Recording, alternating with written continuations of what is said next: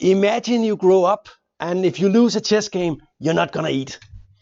This was the circumstances for the second world champion, Emanuel Lasker.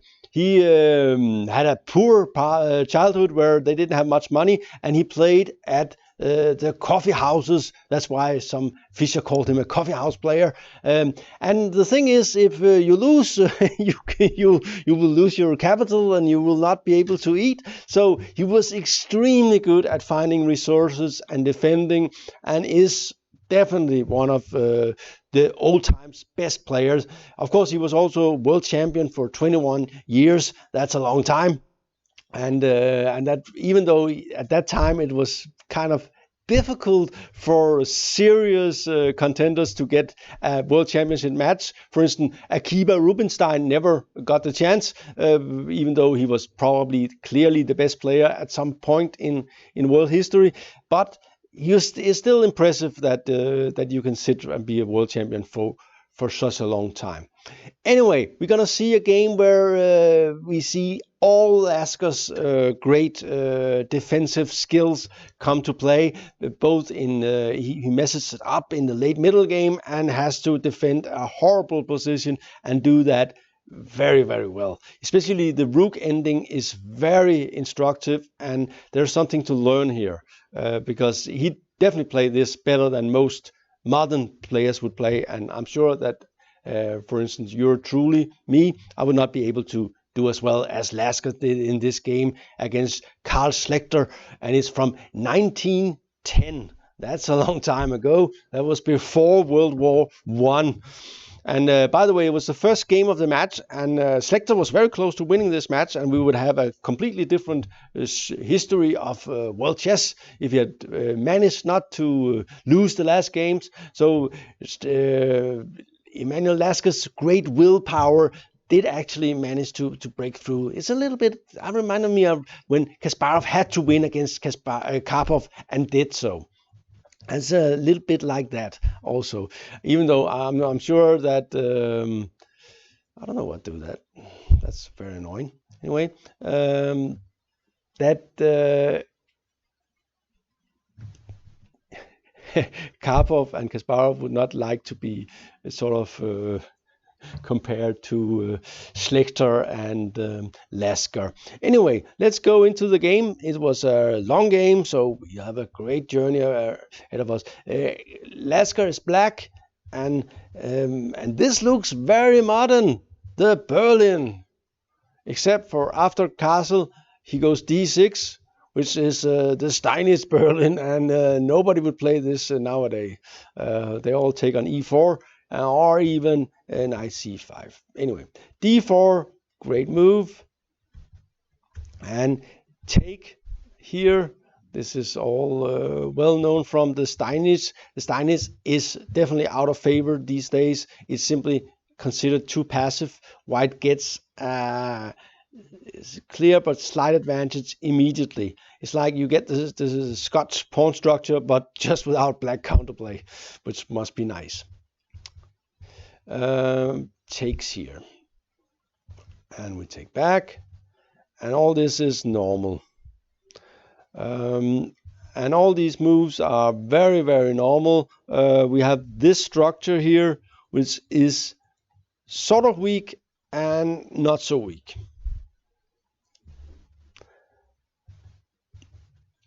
And queen f3, it's all, and white is having, as we've seen before, he's having 4 rows, and black is having 3 rows, and then we are fighting around the 5th row. And you could say that white has a slight but clear advantage, but black's position is very solid, and he does have the 2 bishops and more central pawns, so his long-term potentials are not that bad. Please notice, by the way, there are some tricks here. If, for instance, you go something like this, then maybe this move is good. I don't know. Could be. So 6, bishop h4, knight h7, and exchange pieces. And in general, Lasker was pretty good in these kind of positions where you just stand your ground. You're waiting for a long-term things to happen, and just don't lose. He played many games in this kind of positions and did pretty well. One and they're all doing normal. This is all and well, it's I think white is slightly better, but it's not much. And this was probably a good idea. And I think Lasker had an idea that he was probably better than Schlechter in the ending, but it was not completely clear, to be honest. And f6. And all this is fine. I think we have an equal position. And I think the best player in general would win in this position. A5 is a strong move. Of course, you're trying to get something going on the queen side. At the moment, nothing bad is happening. This structure is kind of nice to have when you have a white squared bishop, because it will always find suitable jobs to do. And this is all normal. Of course, black is hoping to play c4, and he would probably be even slightly better after c4. And all normal. Could also go c4, knight here, and just defending. And, well, if black, for instance, plays something like this now, I don't think anything serious would happen. It's threatening the pawn, so it probably has to go, and then you can take it here, and this position is very equal. You could say that white can sometimes play a4, knight c4, but I don't think so. I don't think it's any big trouble. Black can always he will just exchange one rook on the e file, and then just stand and watch this one. And how's white gonna make any progress? This one will always be able to attack something somewhere. So this position is very equal. But here he made a mistake.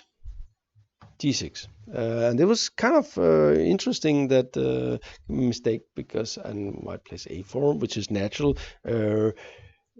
making sure this one is not moving. And here comes another mistake, f5. And what we see here is actually Lasker playing in a way that will enable him to lose, which was rather atypical.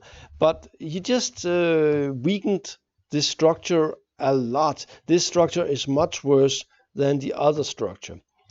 And here is a rule of thumb that you can apply in your games. Double pawns are weaker the further up the board they go.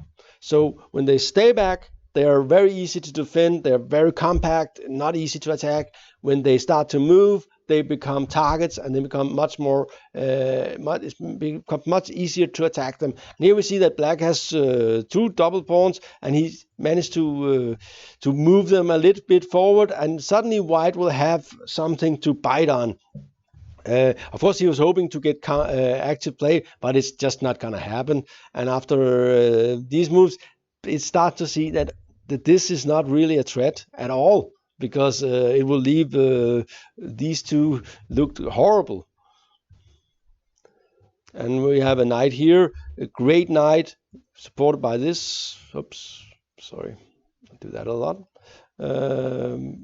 By this one, attacking this one, thereby making this one stay put. It would like to jump here at some point, but it's not possible. So black goes and defend the pawn, but having rooks just defending something is not nice.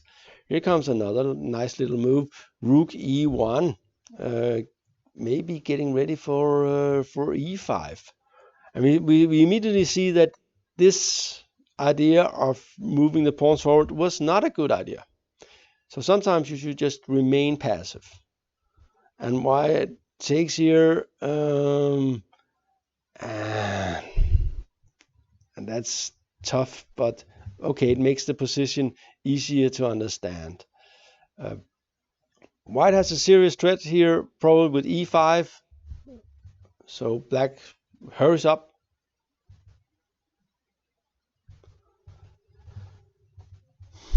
And this one was strong, g3.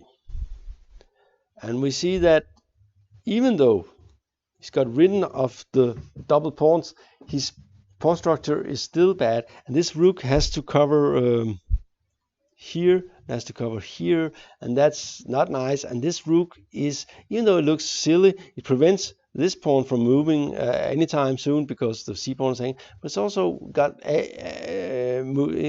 possibilities to become active somewhere on this. And this d3 is of course to play f4 and weaken the f pawn that might come under attack, plus there's some check and here and so on. So all very unpleasant. Rook a8 was probably the idea. The thing is, after this one, white has a nice little intermediate move, check. And this one is now an isolated pawn that's just weak, and the knight is great here, also defending h3. He's hoping to become active maybe on this square. And, oops, sorry, I did something here. Boom, boom, boom. And why do you go king g2?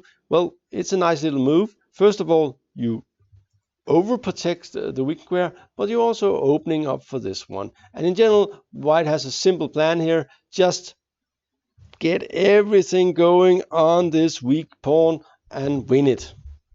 And thereby the game, because you will have two connected passed pawns on the king side.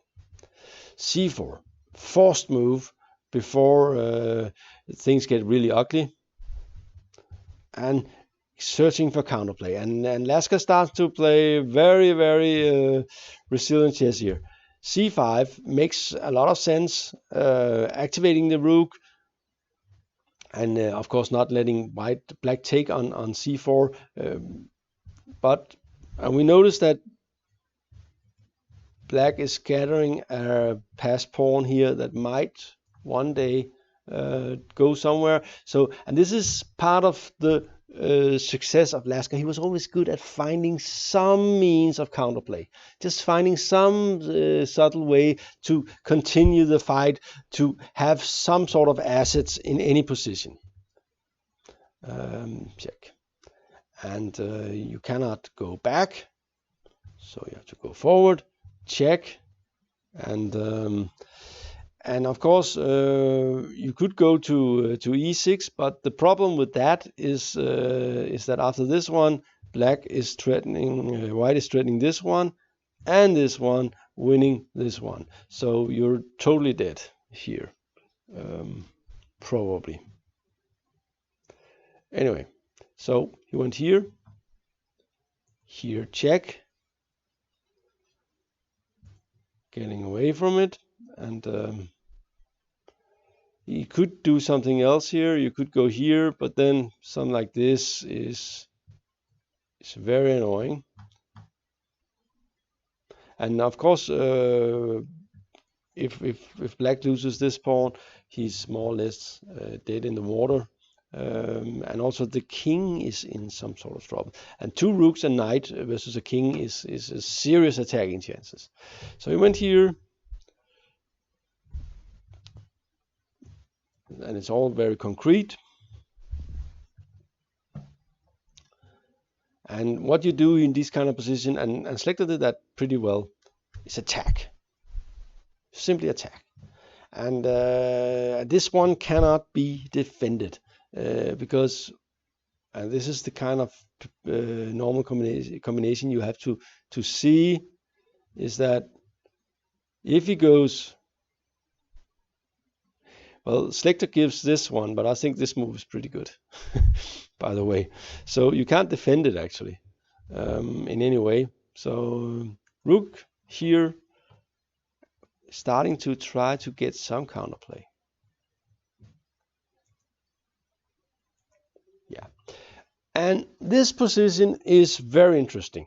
So, while Black followed a wrong plan, he chose to play g6 and f5, weakening his structure, and White's play was very good after that. He just punished Black seriously for his mistake. And he has achieved a 1 position. But having achieved a 1 position is not the same as winning against players like Lasker. You have to really win a lot. And here the best move is probably Rook d5, and where you're attacking here and you're attacking here, and I think it's winning. Instead, he played this move, which also looks very good. Overprotecting this pawn, attacking this one.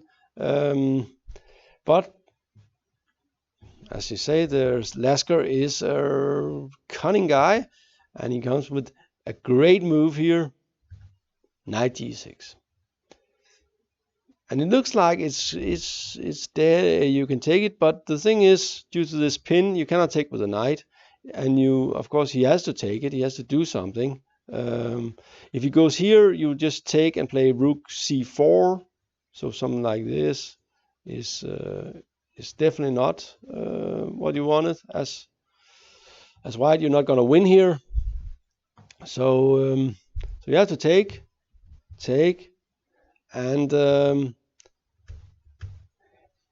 and we have a Rook ending.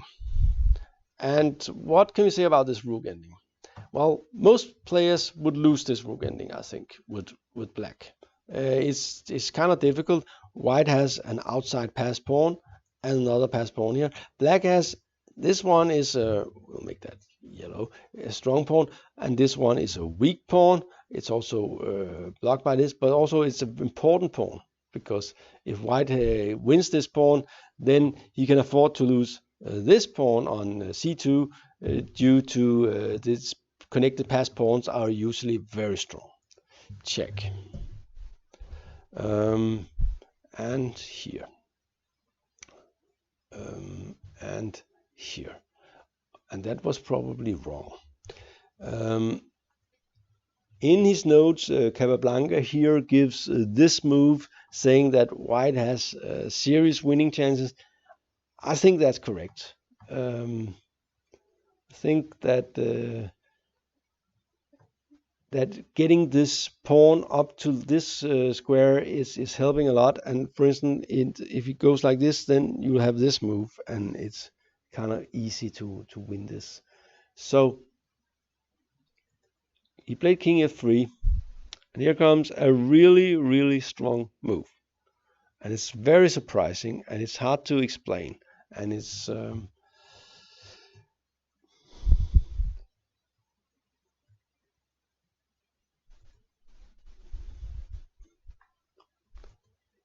so you need to have the rook on the other side from the pawn. The thing is, White is threatening to do this. I should do something like this and play up here, completely winning. So Black has to do something about that plan. If the king is allowed to get up here and combine with the rook and the passive Black king, then it will all be over. So you have to not allow your rook to be shut out and your king to be passive. So you have to stay active. This active defense is the key to Black's survival, and this is where Lasker was really good. And he played this move, which was also part of where this is here. It's here that Carsten Müller, in his recent book, starts the game. But I thought the game was really interesting, so I took the whole game. But and here it's really difficult. I think White still has some chances to win after c4. He played instead a very natural move, Rook c5. And it looks so natural to attack this pawn, and to, well, you're winning a pawn. What's not to like here? King f6. But Black's king is moving in to become active. And rook takes a5. No other move seems natural. Rook c4, attacking this pawn and staying active. Look at the rook. It's really good here. Also, you're threatening checks and blah, blah, blah. So what to do here? And he just goes here. And this is kind of cool. So how do you improve the position with white? If you go here, black can probably just give a check, hitting this pawn. So rook b2, rook c3, king f6. So white, black has a fortress. Isn't it amazing that you're up 2 pawns with white, and you can't win because black's king and rook is simply too active. But of course you have to try. King a3. Now that was a clever little move. And in a blitz game, I would definitely fall for this trick by Schlechter. Rook b3 and rook f4, and it's a 1 rook endgame. So just rook c6, preventing any checks, keeping this one down here. And of course, if h5, king just goes here. So he gave up the pawn. And now it's an elementary draw. Just have to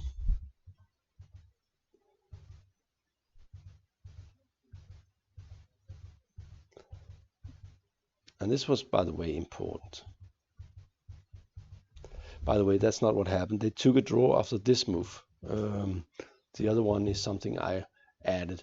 White is not getting any further. The thing is, you cannot go forward because of this move, and after this move you have this move, and this is of course easy draw. So that was the great Emanuel Lasker defending a difficult game. He created his own difficulties, but he also got himself out of it with very imaginative play in the rook ending. Something to learn and look and learn from. This was GM Talk. Thank you for watching.